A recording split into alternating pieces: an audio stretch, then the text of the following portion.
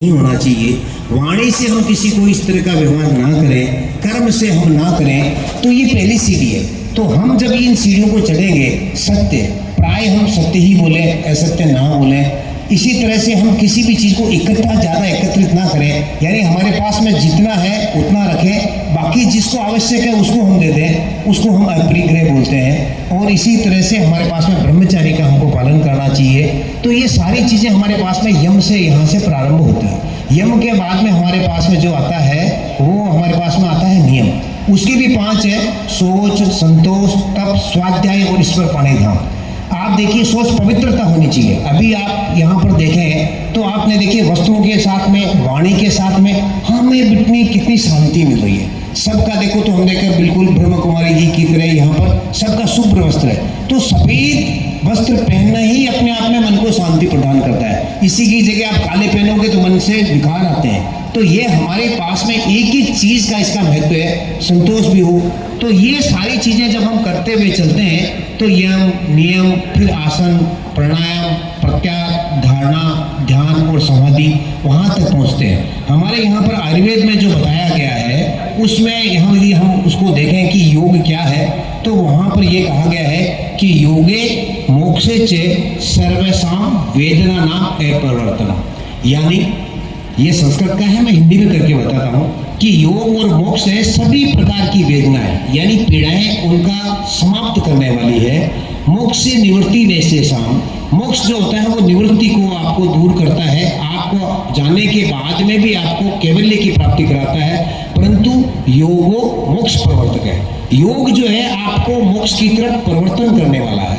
तो ये सारी चीजें जो है हमको, योग यदि हमको नहीं आता तो हम नहीं कर सकते, तो योग को करना जरूरी है। जैसा कि हमारी बहन सपना जी ने आपको बताया, और यहाँ पर कहा गीता तो अपने आप में योग शास्त्र है। तो गीता के 6ठे अध्याय में भी भगवान श्री कृष्ण ने यही कहा है, जहाँ पर हम चर्चा करें कि तपस्वी जो होता है उस तपस्वी में भी सर्वश्रेष्ठ जो होता है वो में भी जो है करने वाला है, उसमें भी योगी होगा, वो सर्वश्रेष्ठ होगा। इसलिए भगवान श्री कृष्ण ने अर्जुन को कहा तस्मात् योगी भव अर्जुन है, इसलिए अर्जुन तुम योगी बनो। तो योगी बनने का मतलब ये नहीं है कि योग हमारे यहाँ पर कहा गया समत्वम योग उच्यते, यानी हर चीज में समता को बना के रखना, बैलेंस बना करके रखना।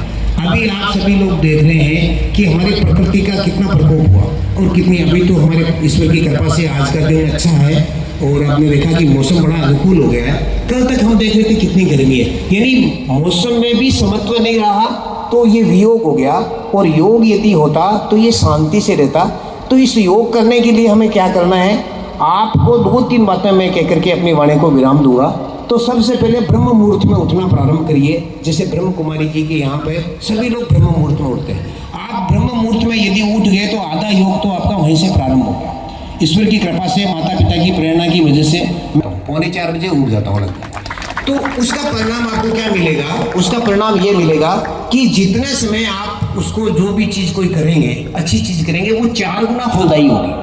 विद्यार्थियों के लिए भी है कि विद्यार्थी यदि अध्ययन अध्यापन का कार्य करते हैं तो रात्रि के समय यदि वो 4 घंटे पढ़ेंगे और सुबह 1 घंटे पढ़ेंगे तो बराबर है। इस बात का अनुसंधान हो गया, रिसर्च भी हो गया। यदि 4 घंटे का परिणाम मिलता है तो हमें क्यों नहीं करना चाहिए, जरूर करना चाहिए।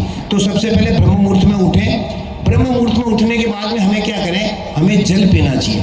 अब जल तो सभी लोग पीते हैं, परंतु जल पीने का भी नियम है कि उसको यदि हम ताम्र पात्र में, यानी तांबे के किसी पात्र में रख करके यदि हम पीते हैं तो वो 4 गुना ज़्यादा फलदायी हो जाता है। कोई भी रहने वाला बैक्टीरिया है वो सब समाप्त हो जाता है। तो रात को पानी भर के रख दीजिए।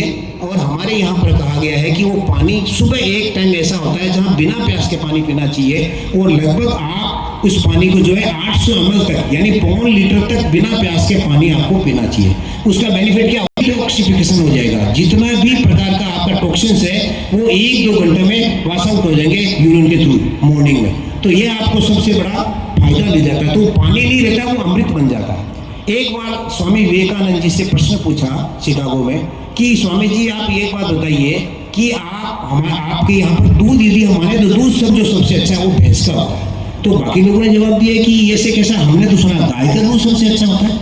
कि नहीं, आपने बिल्कुल सुना है, परंतु गाय का तो दूध है ही नहीं, गाय का दूध तो अमृत कहलाता है। तो तो सेम यही चीज है कि पानी हमारे यहाँ पर यदि आप ताम्र पात्र में लेते हो या मिट्टी के पात्र में लेते हो तो वो पानी नहीं रहता है, वो फिर अमृत हो जाता है। तो आप अमृत का सेवन कर सकते हो। सुबह का जो काल होता है वो अमृत काल होता है, तो काल अमृत, पानी का आपका अमृत। और आप इन्हीं तरीकों चीज़ों को लेकर के यदि चलेंगे तो हम योग को साथ में अपने आप को समाविष्ट कर सकते हैं, हम योगदान कर सकते हैं। और एक प्रकृति का योग भी हमको सबको करना है। चूंकि मैं ministry of Ayush national medicine plant board से हूँ, तो आप लोगों से सभी से निवेदन है कि एक पेड़, प्रधानमंत्री जी की भी हमारी अपील है कि एक पौधा हमारी माँ के नाम से लगाएं। तो हम इस प्रकृति का भी योग कर सकते हैं, उसका भी बैलेंस कर सकते हैं। और एक पेड़ जो हमारे कभी भी किसी का कोई जन्मदिन आए, हमारे बच्चों का जन्मदिन आए, तो उनको कहना अपने जन्मदिन पर एक पेड़ जरूर लगाएं। इस प्रण के साथ में यदि इस योग दिवस को हम मनाएंगे तो मैं समझूंगा कि हमारा आज अंतर्राष्ट्रीय योग दिवस पर हमारा सार्थक रहा। मुझको यहाँ पर आमंत्रित किया, इसके लिए मैं ब्रह्म कुमारी जी का और यहाँ पर सभी आगंतुक जो लोग बैठे हैं उन सबको प्रणाम करते हुए मैं अपनी वाणी को विराम देता हूँ। बहुत बहुत धन्यवाद।